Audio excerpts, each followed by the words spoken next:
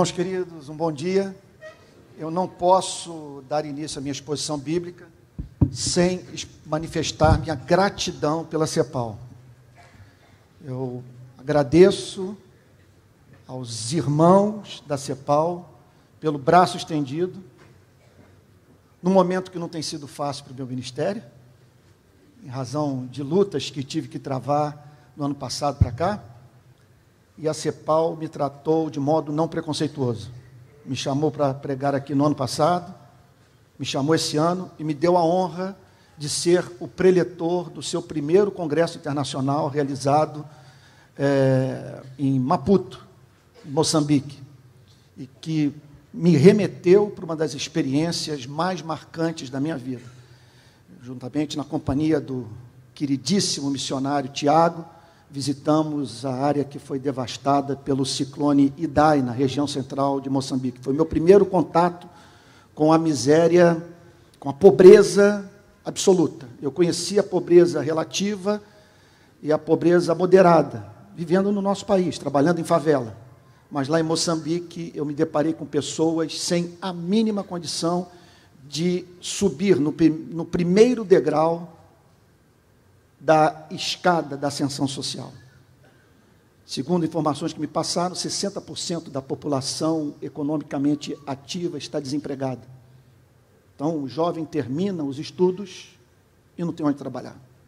Quadro dramático, e eu agradeço a CEPAL por essa experiência missionária em Moçambique. Então, estou aqui me sentindo muito honrado e desejoso de que tenhamos uma manhã inesquecível, surpreso com a presença de tantas pessoas. Eu pensei que fosse pegar o auditório bem mais vazio, em razão de tanta gente ter se despedido de mim ontem, dizendo, infelizmente, não vou poder ficar para ouvir a sua mensagem, porque tenho que voltar para o meu estado. Então, louvado seja o nome do Senhor, pelo privilégio de ter tantos aqui, e numa semana das mais ricas da minha vida, porque tive contato com pessoas nesse congresso, que me levaram a crer que Deus tem uma igreja no nosso país.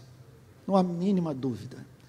Deus tem uma igreja no nosso país. Essa mesma igreja que nos exaspera, que nos leva à loucura, que nos causa perplexidade, tem no seu seio algumas das pessoas mais lindas da nossa pátria, porque foram regeneradas pelo Espírito Santo, e tiveram a mente iluminada pelo Evangelho de nosso Senhor e Salvador Jesus Cristo. Irmãos amados, hoje eu trago para vocês uma mensagem que vai de encontro ao senso comum. Eu vou precisar muito que vocês acompanhem o pensamento até o fim, porque o tema que eu me proponho tratar é polêmico. E, contudo, precisa ser abordado por nós, porque eu temo que no nosso país Moisés esteja mais presente no púlpito do que Jesus Cristo. Esse lugar aqui é de Jesus, não é de Moisés. Eu temo que os pastores estejam se aproximando no exercício do seu ministério mais do trabalho do imã e do rabino do que de um pregador do Evangelho. E as igrejas mais parecidas com uma sinagoga e com uma mesquita do que com uma igreja neotestamentária movida pelo Espírito do Evangelho. O que eu quero lhes dizer nessa manhã, basicamente, é a seguinte coisa: a lei não justifica, a lei não santifica. Nós não somos justificados pela lei, nós não somos santificados pela lei. E o locus clássicos da doutrina, uma doutrina que perpassa todo o Antigo Testamento e que é apresentada com absoluta clareza no Novo Testamento, é Romanos capítulo 7. Para o qual eu gostaria de chamar a atenção de vocês nessa manhã. Romanos, capítulo 7, do verso 1 ao versículo 6. Romanos, capítulo 1, do verso 1 ao verso 6. Vamos orar? Orar porque é interessante. Houve uma época que eu subia para um lugar como esse, tremendo em razão do meu sentimento de inadequação. Depois você começa a dominar a arte de pregar. 36 anos pregando. E aí se sente um pouco mais seguro, do ponto de vista do domínio da arte, tremendo por se sentir indigno, contudo, por estar num lugar como esse, sendo porta-voz da palavra de Deus. O que me causa hoje pânico é pregar com maestria, sair de um congresso como esse, com a fama de um grande orador, sem, contudo, pelo Espírito Santo ter permitido à igreja vivenciar um momento de transcendência. Martin Lloyd Jones diz que a meta do pregador é trazer para a congregação um senso da presença de Deus. O meu trabalho é diferente do William Bonner. William Bonner, na TV Globo, passa informação. Eu estou aqui obcecado pela ideia de transformar vidas. E a Bíblia diz que esse reino avança não mediante palavras de sabedoria e de persuasão humana, mas em demonstração de espírito de poder. Então, uma coisa é, ao término desse culto, você dizer: o Antônio é um bom orador. Outra coisa é, ao término desse culto, você estar habilitado a dizer: Jesus é absolutamente amável. E para isso, só a unção do Espírito Santo. O que eu vou fazer agora é desespero puro. Eu tenho muita esperança que vou, até o término dessa mensagem, falar como tenho falado nos últimos 36 anos. E repito, a partir do domínio dessa arte. O que eu não tenho é a garantia de que vidas serão transformadas. Por isso eu quero orar, a fim de que haja senso de transcendência e esse congresso seja encerrado com a bênção pentecostal, o selo do Espírito Santo. Pai Santo, nós nos aproximamos de Ti nessa manhã, mas esperançosos de sermos acolhidos por Ti em razão da Sua misericórdia do que em razão da nossa inocência. Há contradição em nossa vida. Não vivemos à altura do que dizemos crer e do que prescrevemos para a vida das pessoas. Não amamos como deveríamos amá-lo. Não servimos ao próximo como quem crê que o próximo foi feito à sua imagem e semelhança. Perdoa-nos pelos pecados de omissão, perdoa-nos pelos pecados de comissão, pelo que fazemos, pelo que deixamos de fazer. Nos juntamos ao rei Davi. Crie em nós um coração puro. Não retire o teu espírito de nós. Cava ao redor da árvore da nossa vida. Aduba o solo, Senhor. Porque vivemos pouco. Fomos feitos para durar pouco. A nossa vida é dura, curta, incerta. E tudo o que nós queremos é que os próximos anos sejam os mais intensos da nossa existência. E com nossas vidas produzindo frutos que nos surpreendam. E agora, Senhor, cerca este lugar com teu exército angelical, oferece-nos proteção espiritual, que haja espírito de sabedoria nessa manhã. Que luz seja projetada sobre a sua verdade e que ela seja revelada em toda a sua beleza, de maneira que saiamos daqui para cumprir a nossa missão evangelística no mundo. Em nome de Jesus, assim oramos, com perdão dos nossos pecados. Amém. Romanos capítulo 1, versículo 7. Capítulo 7, versículo 1. Que texto! E que senso de privilégio me assoma num momento como esse, quando me deparo com essa manifestação da graça em minha vida, de me permitir pregar sobre uma passagem tão libertadora quanto essa. Ou vocês não sabem, irmãos? Eu amo quando o apóstolo Paulo se dirige assim à igreja: irmãos. Eu tenho dito a exaustão, especialmente em razão da forma como que os evangélicos do país lidam uns com os outros nas redes sociais. Não há compromisso com a verdade que justifique a estupidez no ato de ensinar. Se queremos ganhar a mente das pessoas, nós precisamos tomar o caminho do coração. Se queremos que pessoas se afeiçoem pela nossa mensagem, nós precisamos dar a elas motivos para que elas se afeiçoem por nós. Por isso esse linguajar. Irmãos, pois falo aos que conhecem a lei, aos que conhecem a lei em geral, aos que conhecem o pacto das obras, aliança que Deus fez com os nossos pais no Éden. Que a lei tem domínio sobre uma pessoa apenas enquanto ela está viva. A lei tem domínio sobre uma pessoa apenas enquanto ela está viva. O que a Bíblia está querendo dizer com isso? Que quer sejamos ateus, quer sejamos agnósticos, quer sejamos teístas, por termos sido criados à imagem e semelhança de um Deus santo, santo, santo, todos estamos sob a obrigação de vivermos para a glória de Deus. É de fundamental importância que entendamos esse ponto, se é que nós queremos pregar o Evangelho, de modo que pessoas se interessem por Cristo.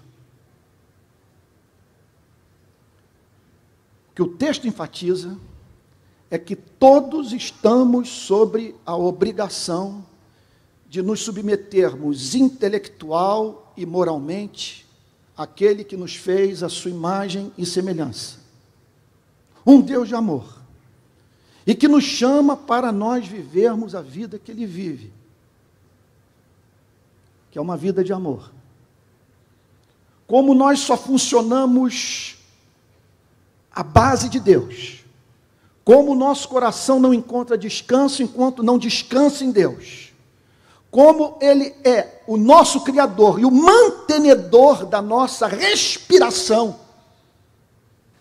E em razão do fato dele ser absolutamente amável, autoexistente, imutável, único, infinito, justo, leal, amoroso, dulcíssimo, e que no tempo e no espaço enviou o seu único Filho. Todos somos chamados para prestar culto em estado de espanto, de perplexidade, de louvor e amor a esse Deus, absolutamente amável, e que nos chama para nós amarmos ao que Ele ama. E Ele é revelado na Bíblia como ensandecido de amor pela espécie humana. O que é glorificar a Deus, portanto? Glorificar a Deus é amar. Viver a vida que é vivida pelo Pai, pelo Filho, pelo Espírito Santo. Em que consiste a nossa desgraça? A nossa desgraça é que nós não conseguimos cumprir a condição para que a comunhão com o Criador seja mantida. Preste atenção, nós nunca deveríamos nos envergonhar de pregar essa mensagem, porque ela é racional do início ao fim, faz todo sentido.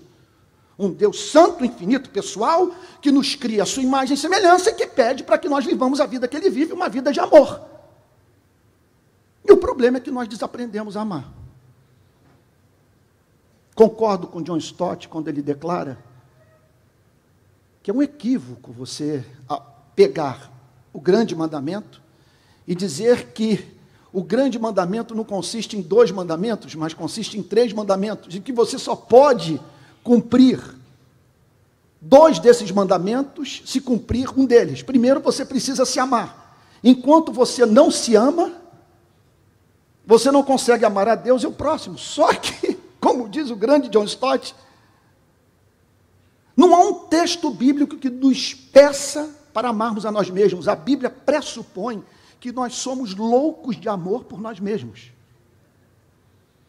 O maior propósito que você e eu temos na vida é ser feliz. E nessa ânsia, nesse desejo de felicidade socialmente construído, condicionado pela cultura, nós mentimos muito. Passamos por cima daqueles que se interpõem no nosso caminho. Ignoramos o Criador.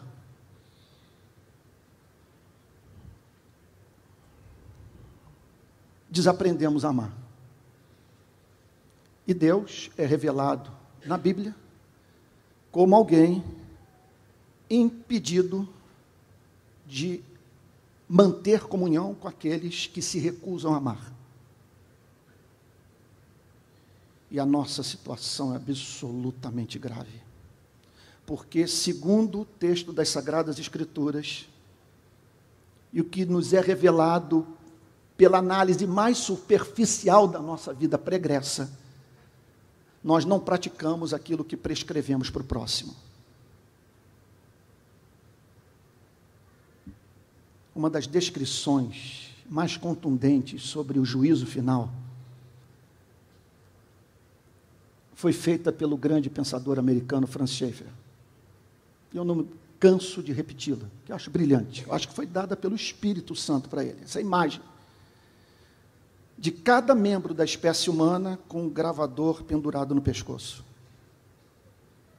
E a cada momento que você emite um julgamento moral, Deus aperta a tecla de gravação. Fulano é corrupto, gravou.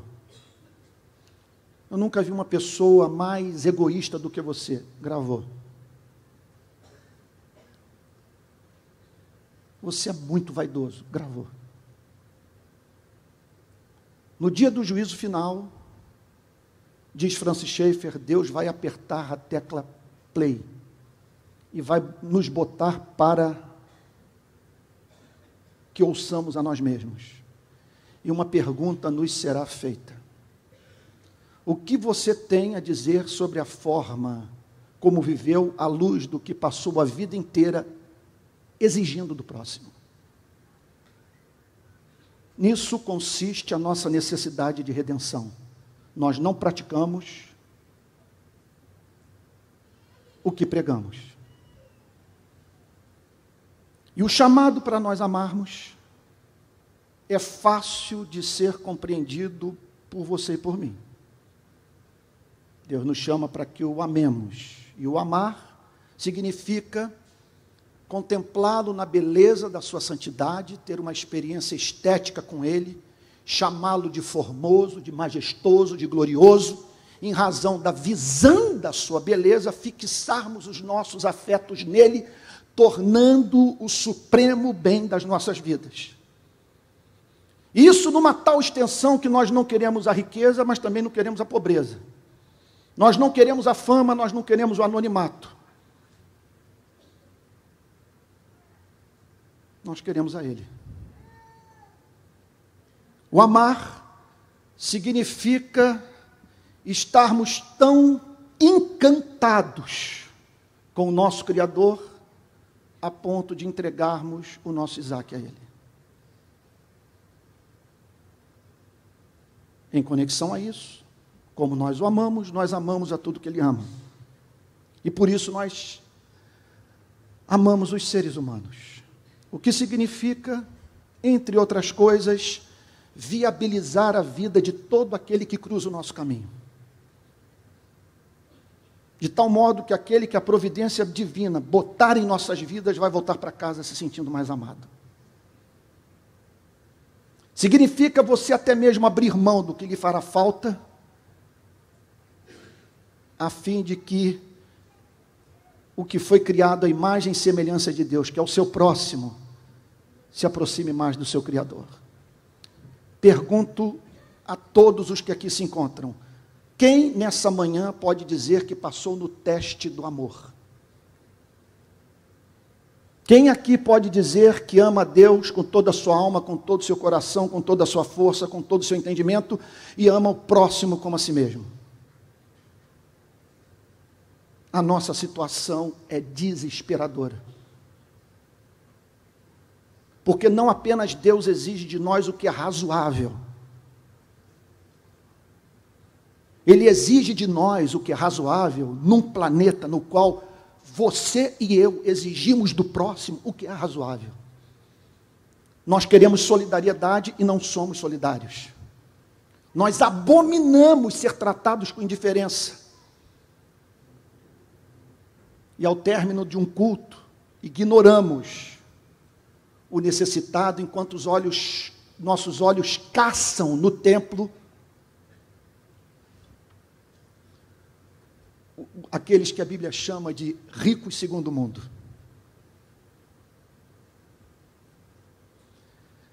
A lei tem domínio sobre o homem durante toda a sua vida. Aí está a lei, expressão do caráter de Deus, de um Deus que não nos é apresentado como um neurótico, que pede de você e de mim idiotices, que em nome de Jesus jamais preguemos a palavra de Deus de maneira que apresentemos uma caricatura do sentido da palavra pecado. Pecado é não amar, e isso é razoável. E temos que pregar essa doutrina no poder do Espírito Santo. Faz todo sentido proclamá-la. E dizer, e quem não ama, que não apenas terá que enfrentar a oposição de Deus, quem não ama não está habilitado a ver excelência em Deus. Esse que é o ponto.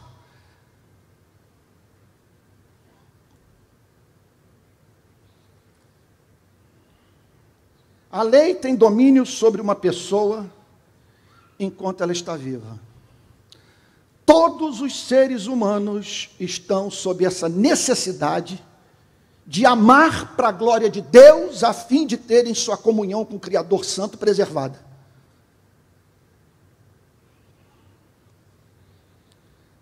O apóstolo Paulo, para exemplificar, para tornar a doutrina clara, pega um elemento da vida, da cultura do primeiro século, um princípio escriturístico sobre a vida em família, e o usa para projetar luz sobre a doutrina. A mulher casada está ligada pela lei a seu marido. Essa é a nossa condição. Olhemos para uma mulher casada, da mesma maneira que a lei a obriga a manter uma espécie de relação com seu marido, a qual ela deve observar até a morte. Nós somos chamados por Deus para sermos esposa fiel, apaixonada, que se entrega nos braços do seu amado para produzir fruto.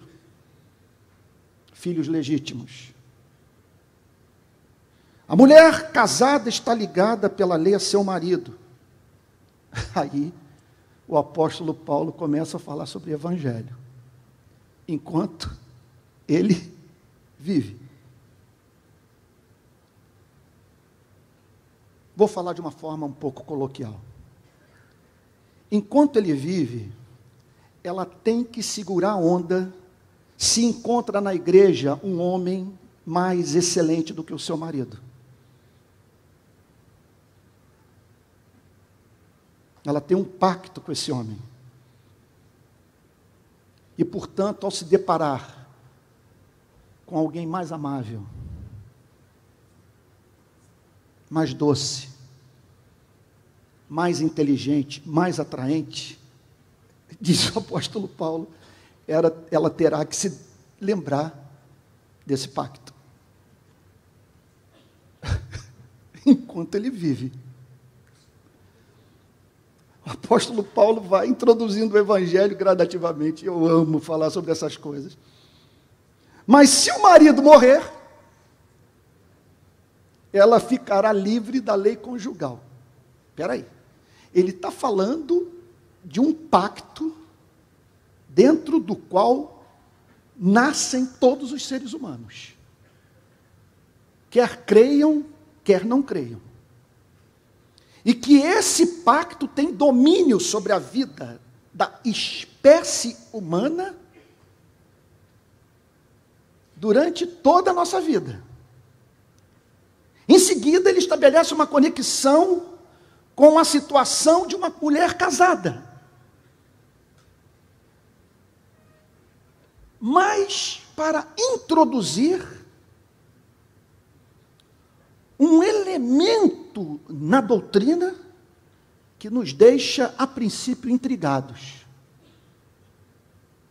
enquanto ele vive. Olha, o início do Evangelho. O pacto pode ser rompido se acontecer uma morte. Vamos prosseguir. De modo que será considerada adulta se, enquanto o marido estiver vivo, ela se unir com outro homem.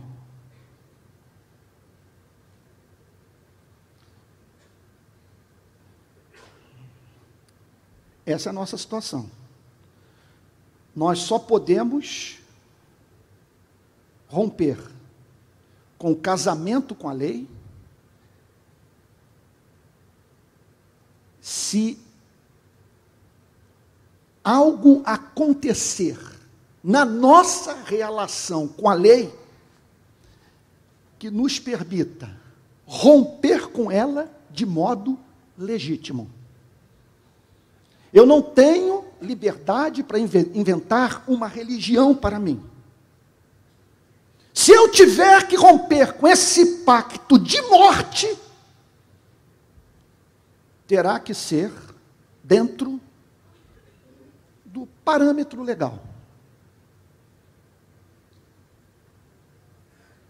do caráter de Deus manifestado na sua lei. De modo que será considerada adúltera se, enquanto o marido estiver vivo, ela se unir com outro homem. Mas aqui entra a conjunção adversativa da esperança. Se o marido morrer, ela estará livre da lei, e não será adúltera se casar com outro homem. Meu pai, o que o apóstolo Paulo está dizendo é que ser cristão significa você olhar para esse marido morto no caixão. Essa é a nossa condição, o apóstolo Paulo começa a insinuar. Olhe para essa mulher, casada com esse marido, e estar casado com a lei é pedreira. A lei bate na nossa cara, manhã, tarde e noite. A lei diz que você é malandro. A lei diz que você é egoísta. A lei diz que você é liso. A lei pega você, lembrando aquela imagem de Dostoiévski, pela barba e bate na tua cara. Como diz Lutero, a lei o tritura. Meu Deus.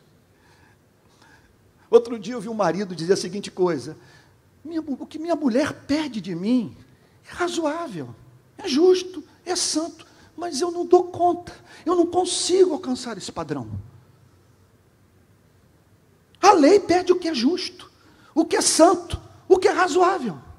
Só que você e eu desaprendemos a amar. Portanto, esse livro é um livro terrível.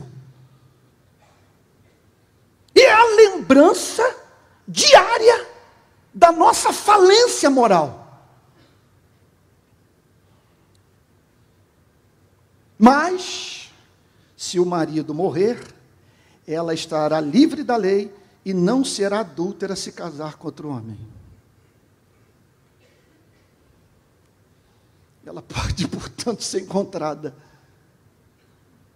Vou dar um prazo assim razoável para não ficarmos escandalizados. 1 ano depois, com um vestido novo, mais magrinha, sabe, brincos assim, reluzentes, e chegando na igreja, quem sabe, para dar vazão para aquela antiga paixão.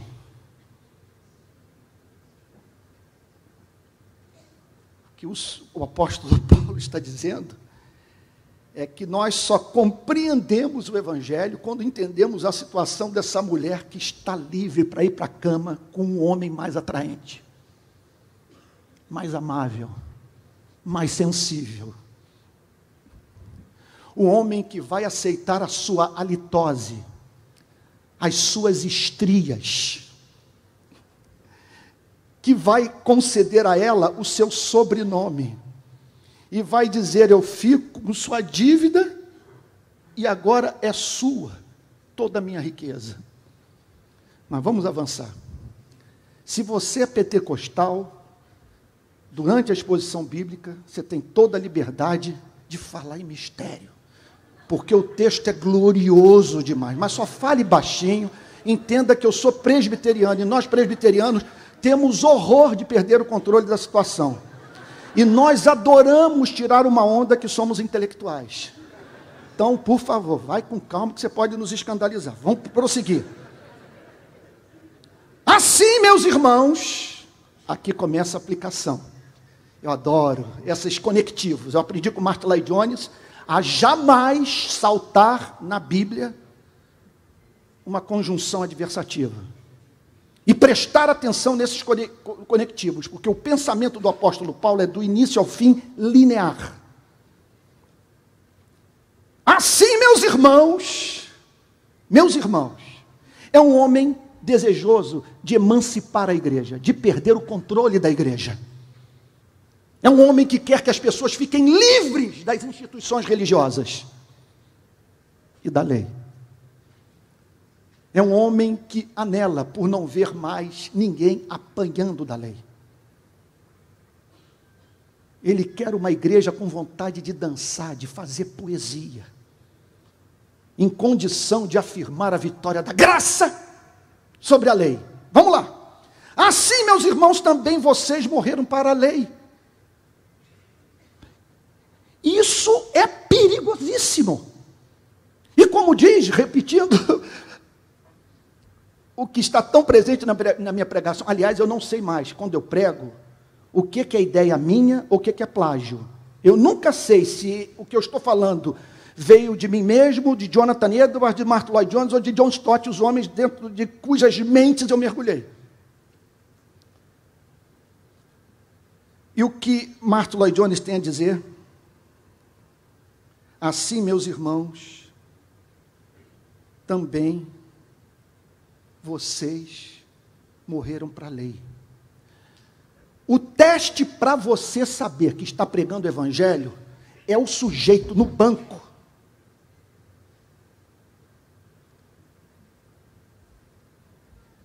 Em condição de dizer: isso é muito bom para ser verdade.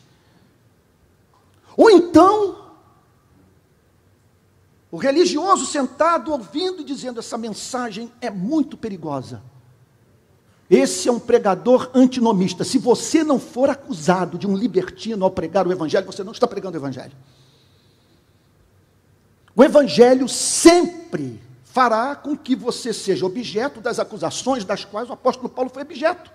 Por isso você o encontra nas suas epístolas defendendo a harmonia, lei e graça, porque ele estava sendo acusado de tornar tudo fácil para os gentios. Enquanto os judaizantes diziam que se gentio não se tornar judeu, jamais vai entrar no reino dos céus. Assim, meus irmãos, também vocês morreram para a lei. Houve uma morte. Pai Santo, houve uma morte e agora eu posso estabelecer um novo pacto com Deus. Eu posso me casar com o outro. O que o apóstolo Paulo está dizendo é que eu mantinha uma relação pactual com alguém que cobrava de mim o que era razoável, mas que eu não dava conta em razão da minha servidão ao pecado.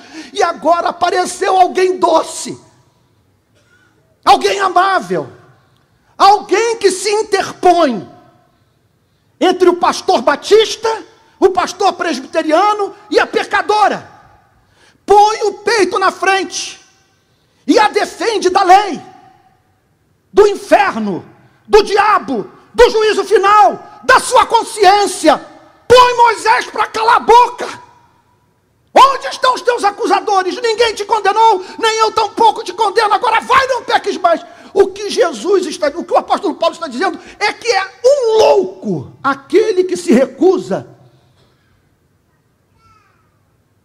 a sair da antiga relação, a fim de se casar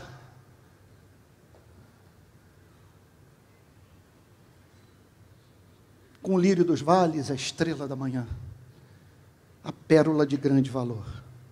Assim, meus irmãos, também vocês morreram para a lei por meio do corpo de Cristo.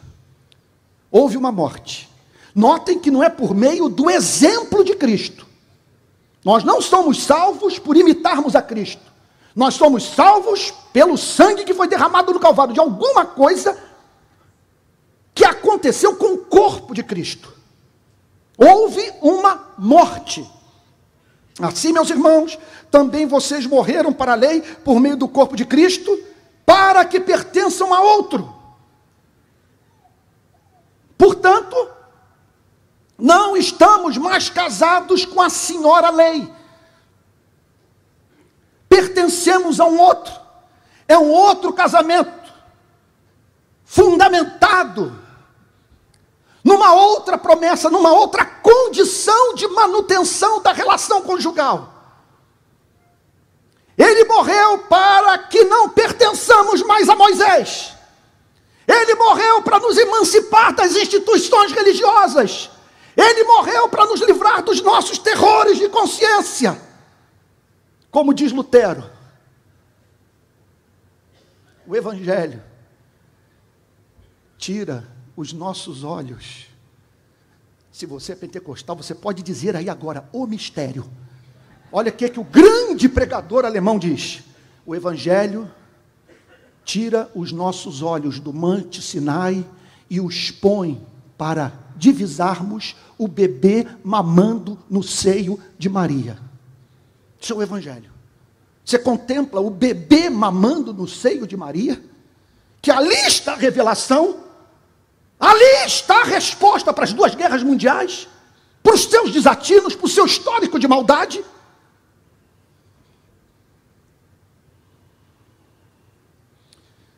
Aquele que ressuscitou dentre os mortos, a fim de que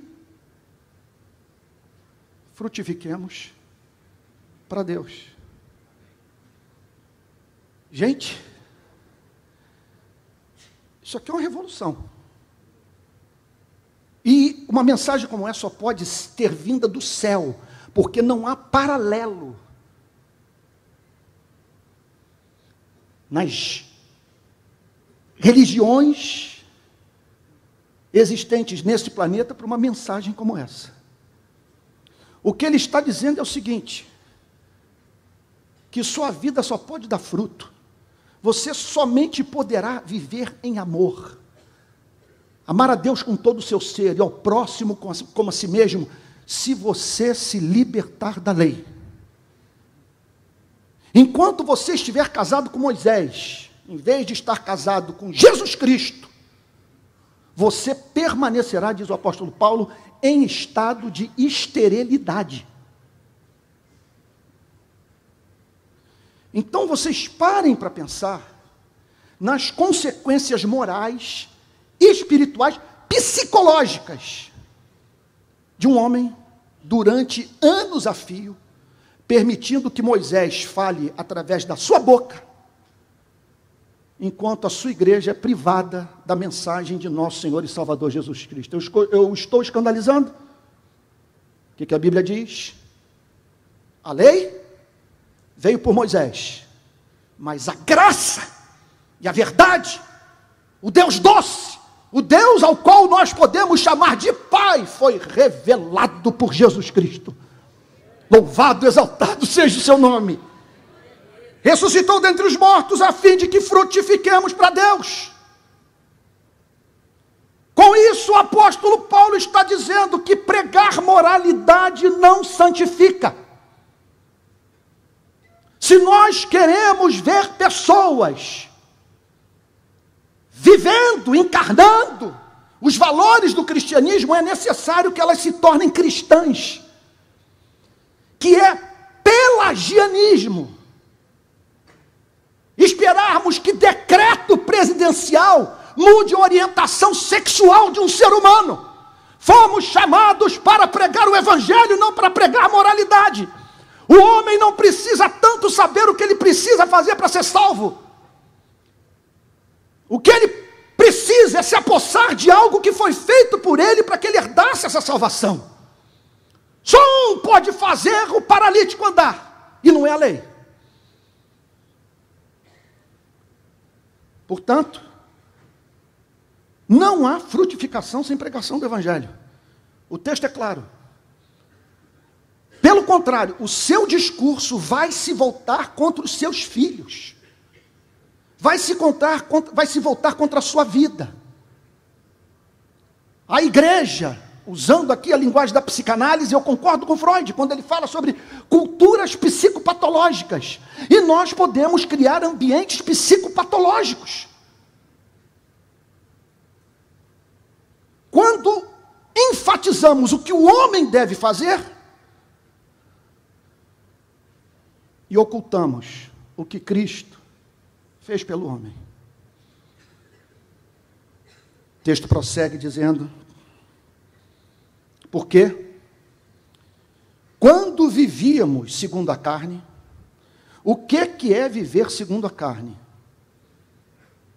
Eu pergunto a vocês, que reforma no sistema de educação dá conta da carne? Que decreto presidencial, que projeto de lei dá conta da carne?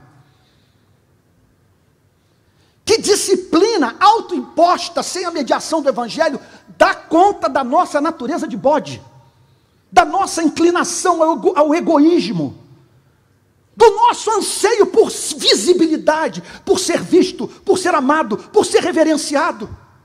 Carne. E o apóstolo fala de um período da vida do cristão em que ele vivia na carne,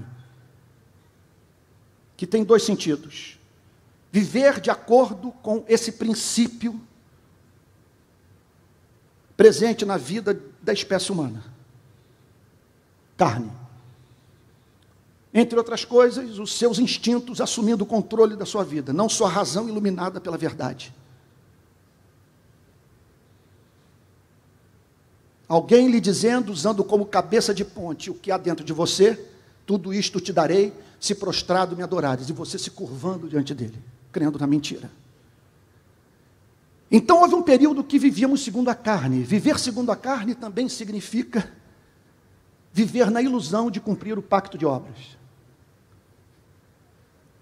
de conseguir impressionar a divindade mediante um altíssimo nível de obediência. Isso é carne. É você acreditar que com o suor do seu rosto você tornará Deus favorável à sua vida. Porque quando vivíamos segundo a carne, gente, isso é central, para que o protestantismo brasileiro combata frontalmente um dos seus males. Quando vivíamos segundo a carne, quando estávamos sob o controle desse princípio, quando mantínhamos relacionamento conjugal com a senhora lei, as paixões pecaminosas despertadas pela lei operavam em nossos membros. Estão entendendo o ponto? Vamos lá, vamos entender. Paixões pecaminosas são os desejos, as concupiscências. E ter um desejo, ter uma concupiscência não é em si pecaminoso. O problema é quando nós falamos de paixões pecaminosas. Satisfação de desejo que não leva em consideração o próximo e a glória de Deus. Quem está na carne mantém-se sob a tirania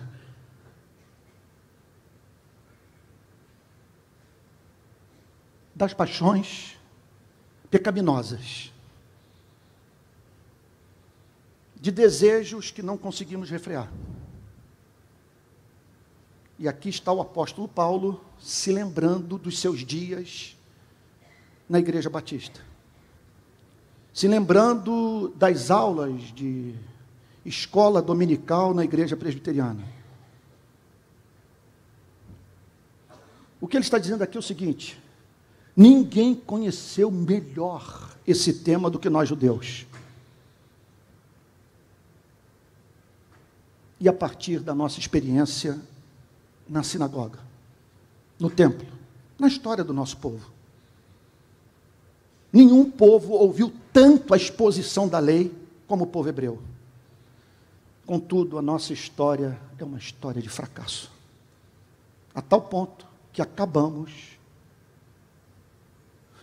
com a Bíblia nas mãos de matar Jesus Cristo. E o apóstolo Paulo diz o porquê. As paixões pecaminosas despertadas pela pregação moralista.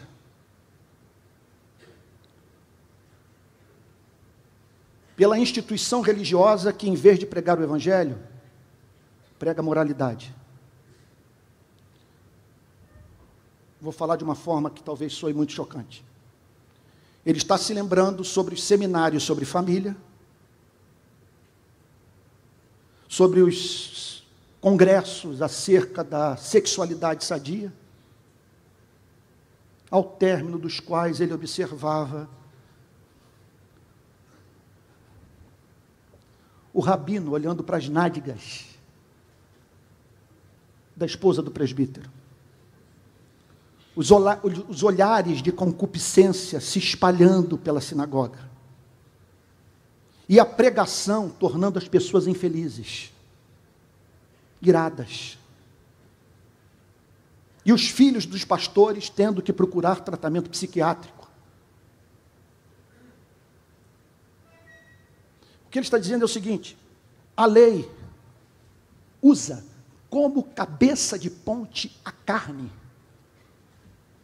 A lei não santifica, porque a lei, entre outras coisas, opera de uma dupla forma trágica no espírito humano. Número 1, faz o homem desejar o que é proibido.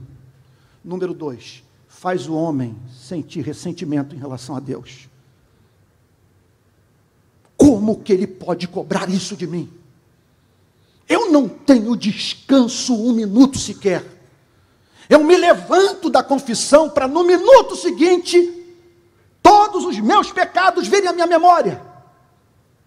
Quantas vezes eu me peguei pecando nesse congresso?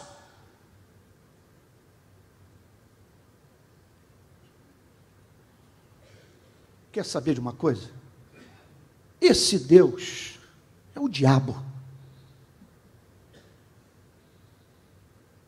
Como que ele pode pedir de nós um amor que não conseguimos dar e nos ameaçar de uma forma tão severa,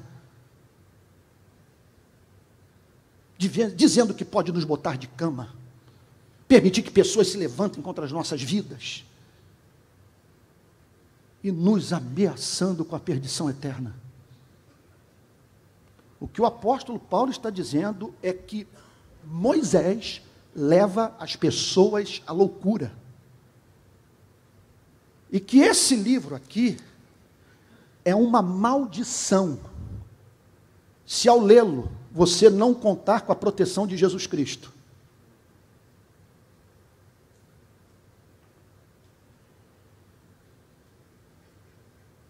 Sem Jesus Cristo, esse livro leva os seres humanos à loucura.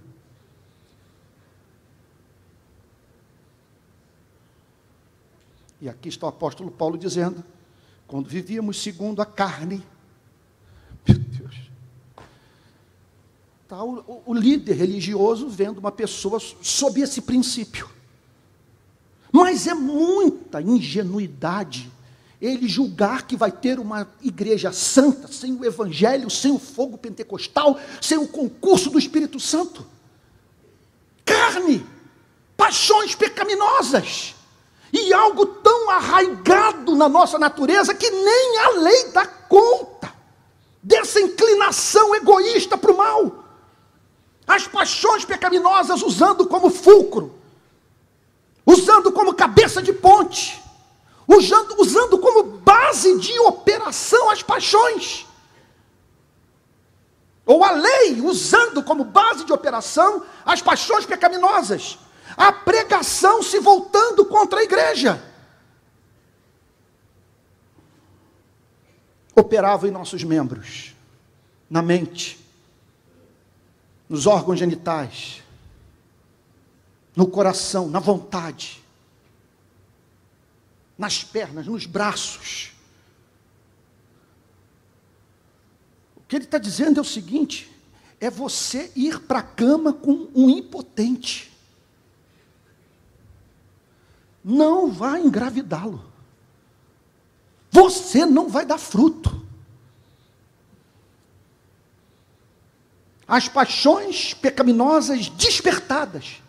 O que ele está dizendo é o seguinte, que tudo, o que ele observou na sinagoga é que tudo se tornava pior quando as pessoas começavam a falar sobre domínio próprio, sobre a sexualidade sadia, sobre a castidade. Ele percebia que na exata proporção que esses valores morais eram comunicados sem a mediação do Evangelho, sem a obra do Espírito Santo, o discurso se voltava contra a igreja. E as maiores barbaridades eram encontradas no seu seio. Iniquidades até mesmo não encontradas do lado de fora. As paixões pecaminosas despertadas pela lei operavam em nossos membros a fim de frutificarem para a morte. Está dizendo o seguinte, que a pregação da lei, sem a mediação do Evangelho, nos faz ir para a cama com o diabo. E ele nos engravida. E nós passamos a gerar filhos ilegítimos. É isso que ele está dizendo. Frutificar para a morte. Ou seja, você não é mais pastor. Não há evangelho na sua pregação. Seu trabalho é o trabalho que pode ser comparado ao do rabino, do imã. Se você for na mesquita, for na sinagoga, você verá essa gente falando sobre família. Falando até mesmo sobre esmola, sobre o pobre. O que diferencia a igreja da mesquita e da sinagoga é o Evangelho de nosso Senhor e Salvador Jesus Cristo, que o Espírito Santo nos chama para proclamar à humanidade. E aqui o apóstolo Paulo declara: operava em nossos membros a fim de frutificarem para a morte. Verso 6, último versículo. Agora, porém, o Evangelho inteiro está nessa declaração. Agora, porém, porque nesse exato momento eu estou vendo o marido inerte, branco, sem vida, algodões no nariz, morto. Ele não tem mais que fazer as antigas exigências. Eu não tenho mais que tremer para ele. Eu estou livre para o amor. Estou livre para casar com outro. E finalmente agora tenho alguém nos braços que pode me engravidar. Vou poder gerar frutos. Minha vida ter sentido e Deus sorrir para ela. Olha como ele termina. Agora, porém, estamos o quê? Livres da lei. Estamos no Uruguai.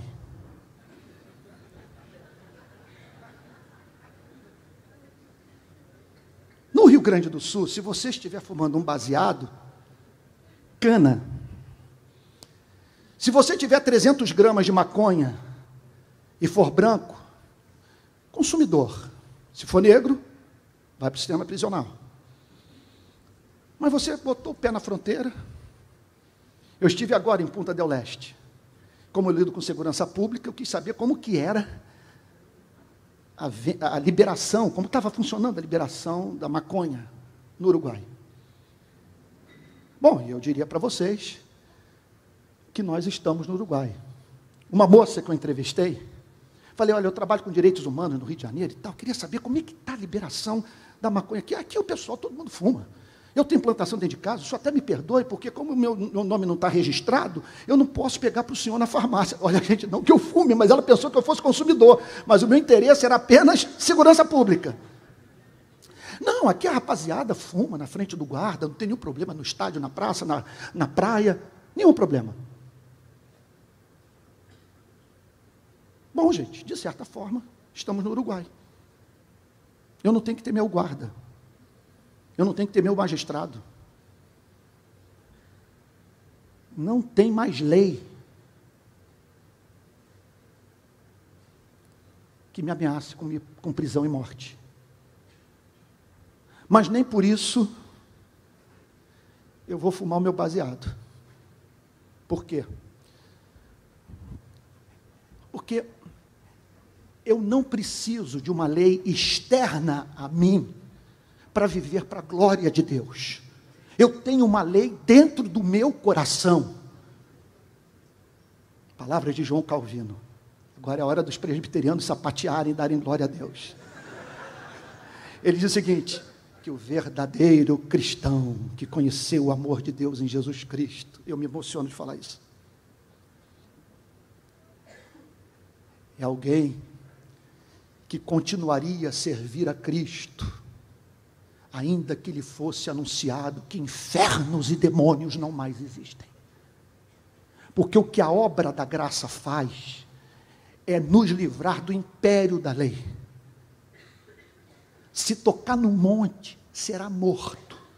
E implanta um princípio novo, já profetizado no Antigo Testamento por Jeremias. Que princípio é esse?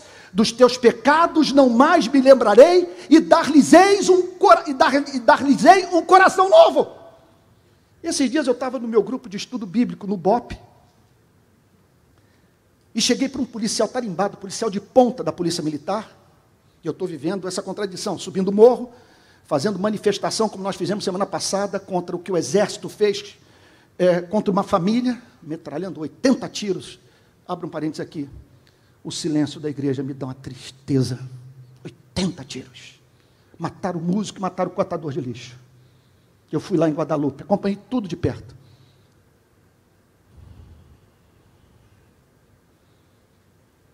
Coisa triste.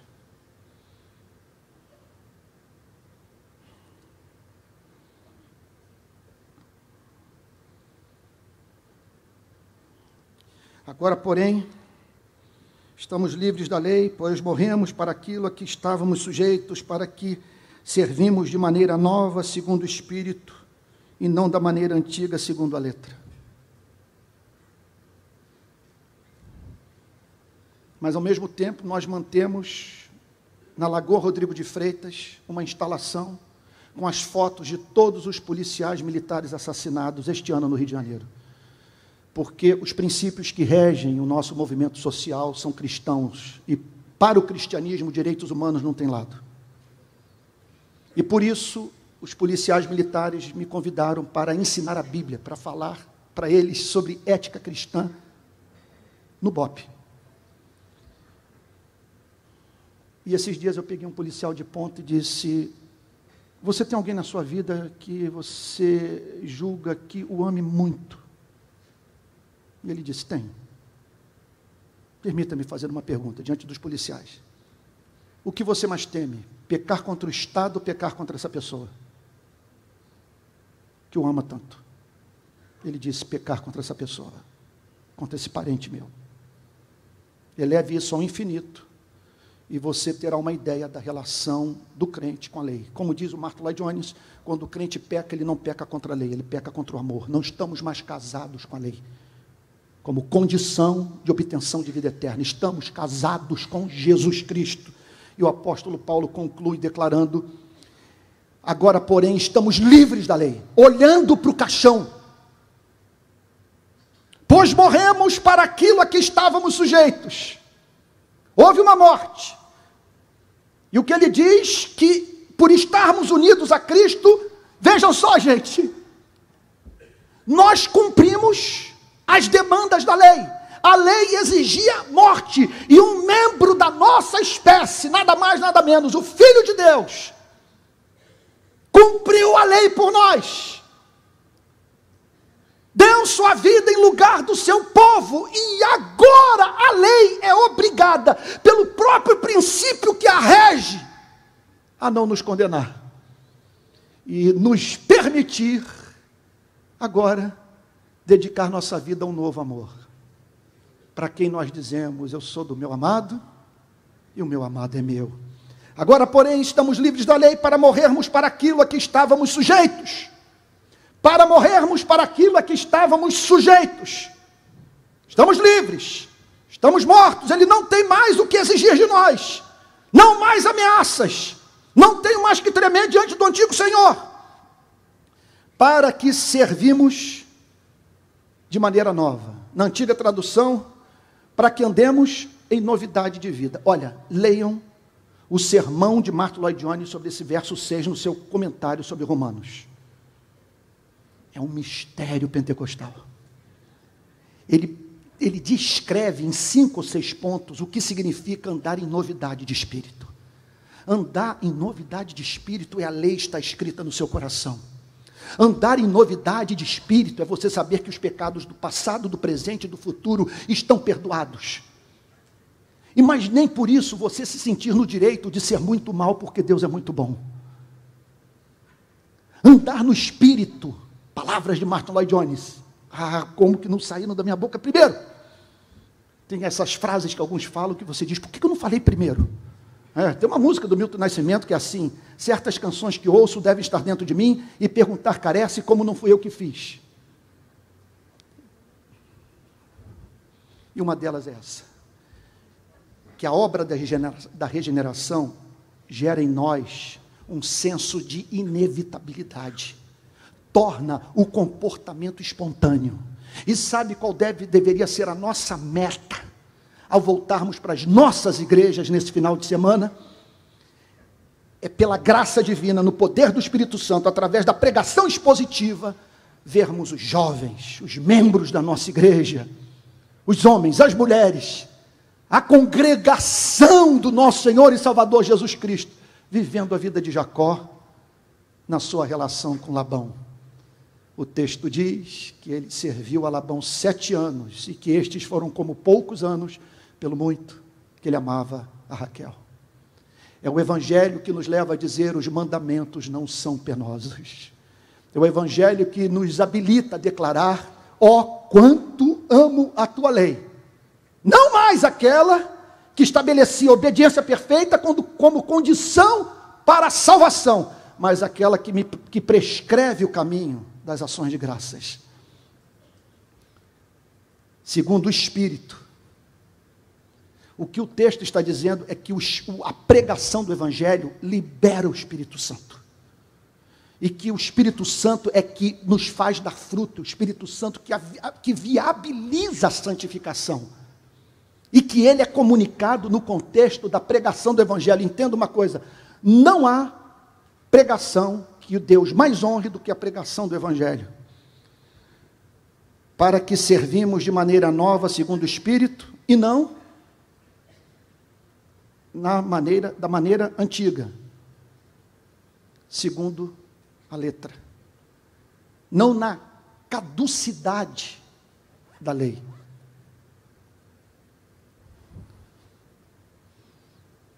Não mediante medo, compulsão, pânico. Trabalhando duro para impressionar a divindade.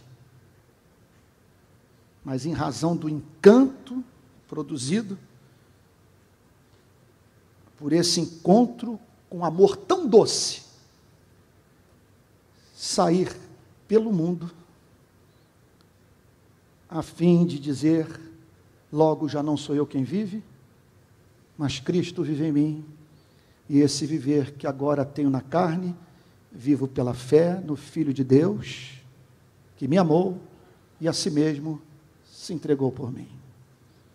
Irmãos, que Deus nos habilite a pregar esse evangelho em nossas igrejas, a fim de que haja um dilúvio, ainda durante a nossa geração, do Espírito Santo, que faça os nossos jovens, os membros das nossas igrejas, falo dos jovens porque me compadeço muito deles, tenho muito contato com eles, expressem a beleza de Cristo, em nome de Jesus. Vamos ficar de pé e vamos orar? Eu vou pedir para o meu amigo Ziel para vir aqui à frente orar por nós. O Ziel tem uma característica, eu acho que hoje ele está à frente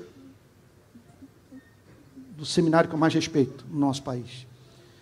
O Ziel, tal como eu, abraçou desde a juventude a missão integral, sem vínculo político-partidário, que não é regulada pelo marxismo, aquela que nós aprendemos com Lausanne, com John Stott, e consegue defender tudo com doçura. Jamais vi o Ziel tratando com boçalidade os irmãos na fé. Por isso eu tenho alegria de chamá-lo aqui à frente e orar, porque chegou a hora da minha geração, da nossa geração, de lutar por esse evangelho. E se morrêssemos hoje, nós morreríamos com uma frustração. A frustração de não ter visto um avivamento. E um avivamento que tivesse como força motriz, como causa maior, a pregação do evangelho. Jesus Cristo no púlpito e Moisés trabalhando para Cristo e não assumindo a direção da vida da igreja. Vou pedir para que o Ziel ore agora, para que o que entrou na mente desça para o coração. E que a partir desse encontro, se você tiver que falar sobre família, encontre um modo de anunciar o evangelho. Se tiver que falar sobre justiça social, encontre um caminho para anunciar Jesus Cristo. De maneira que o comportamento dos membros das nossas igrejas seja espontâneo, alegre, cheio de ações de graças. Vamos orar?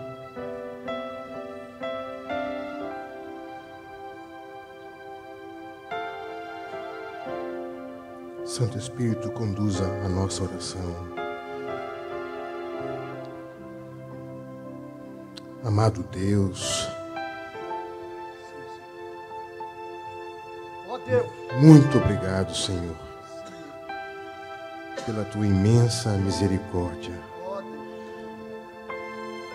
pela manifestação sublime desse amor na vida de Jesus, nesse sacrifício feito por nós.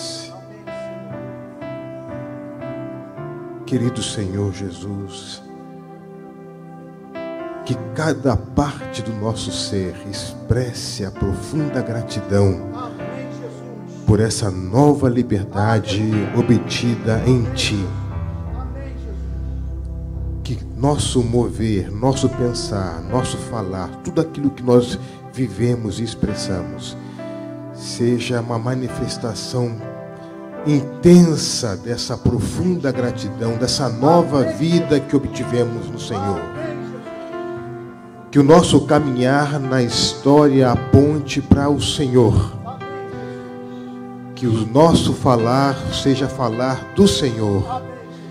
Que o nosso viver seja viver para o Senhor. Que o nosso servir seja para a Tua glória, a glória do Senhor. Senhor, que essa igreja chamada a ser transformadora, seja a cada dia transformada pela presença plena e intensa do Teu Santo Espírito, de maneira que as paredes não possam impedir que a Tua glória se manifeste nesse país. Amém, Jesus. E para onde o Teu povo for, querido Senhor, que nos gestos simples, no tocar das crianças, que no gesto, no olhar sincero àqueles que estão à beira do caminho, fragilizados, que o nosso abraço seja de amor, que o nosso gesto seja de amor, que o nosso acolhimento seja o abraço do Senhor a essas pessoas. Que a Tua igreja seja conhecida como aquela que vive a plenitude de vida, que os nossos rastros na história sejam de manifestação dessa vida plena em Jesus. Que não haja dúvida nenhuma de que na tua igreja há vida e a vida plena. Capacita-nos, Senhor, pela tua misericórdia. Fortalece-nos, Senhor, pela tua misericórdia. Nos faça viver em qualquer circunstância plenos da alegria da salvação em Jesus. Nós oramos assim agradecidos ao Senhor, no nome santo de Jesus. Amém.